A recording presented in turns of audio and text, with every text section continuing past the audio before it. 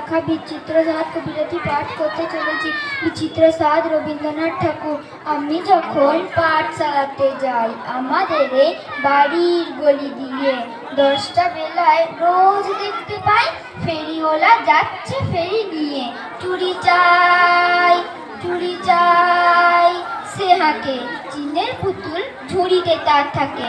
যায় সে চলে যে পথে তার খুশি, যখন খুশি খায় সে বাড়ি গিয়ে। 10টা বাজে 10:30 বাজে, নেই গো তারা হয় বা পাছে দেরি, ইচ্ছে করে সে লেট ফেলে দিয়ে। এমনি করে বেড়ায় নিয়ে ফেরি, আমি যখন হাতে মেখে কালি। ঘরে ফিরি 4:30 বাজে, কোদাল নিয়ে মাটি কোপায় মালি।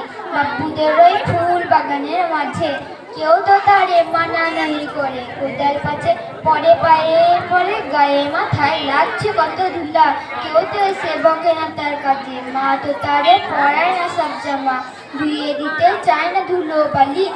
ইচ্ছে করে আমি হতেন যদি বাপুদের ওই ফুল বাগানের মালিক, একটু বেশি রান্না হতে হতে মা আমারে ঘুম পাড়াতে চায়।